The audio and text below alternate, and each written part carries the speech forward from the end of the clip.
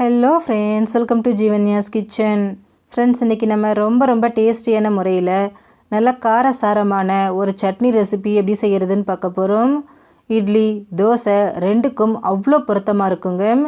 இது எப்படி செய்கிறதுங்கிறத பார்க்குறதுக்கு முன்னாடி நம்ம சேனல் ஜீவன்யாஸ் கிச்சனை மறக்காமல் சப்ஸ்கிரைப் பண்ணி பக்கத்தில் இருக்க பெல் சிம்பிளையும் கிளிக் பண்ணிக்கோங்க. ஃபஸ்ட்டு ஸ்டவ்வில் ஒரு கடாய் வச்சுட்டு அதில் 2 டீஸ்பூன் எண்ணெய் சேர்த்துக்கிறேன். எண்ணெய் சூடானதும் இதில் ஒரு 10 வரமிளகாய் சேர்த்துக்கிறேன். சேர்த்துட்டு ஸ்டவ்வை மிதமான தீயிலேயே வச்சுட்டு மிளகாய் நல்லா செவக்கிற அளவுக்கு இதை வறுத்துக்கலாம். பாருங்கள், நம்ம சேர்த்த மிளகாய் எல்லாமே நல்லா செவந்து வந்திருக்கு.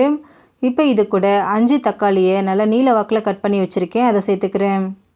கூடவே சட்னிக்கு தேவையான அளவு உப்பு, நான் 1 டீஸ்பூன் உப்பு சேர்த்துக்கிறேன். சேர்த்துட்டு ஸ்டவ்வை மீடியம் ஃப்ளேமில் வச்சுட்டு இதை நல்லா வதக்கி விடுங்க.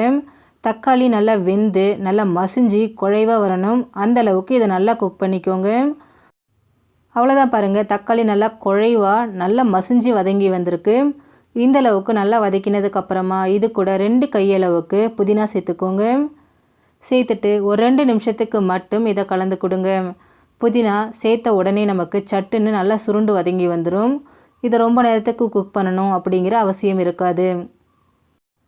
பாருங்கள், ஒரு 2 நிமிஷம் தான் ஆயிருக்கு. நம்ம சேர்த்த புதினா எல்லாமே நல்லா சுருண்டு வதங்கி வந்திருக்கு பாருங்கள்.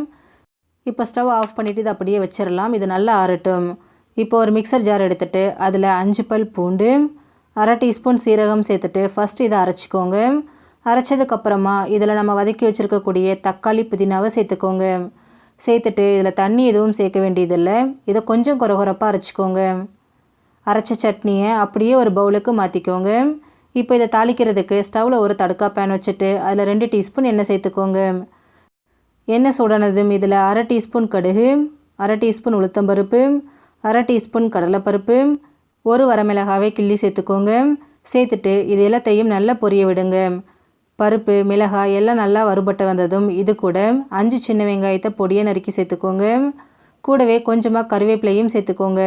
சேர்த்துட்டு வெங்காயம் கண்ணாடி பதம் வர அளவுக்கு இதை நல்லா வதக்கி விடுங்க. சட்னியில் இந்த மாதிரி லாஸ்ட்டாக வெங்காயம் சேர்த்து தாளிக்கும் போது டேஸ்ட்டு ரொம்பவே சூப்பராக இருக்கும் ஃப்ரெண்ட்ஸ். பாருங்கள், வெங்காயம் நல்லா வதங்கிருச்சு.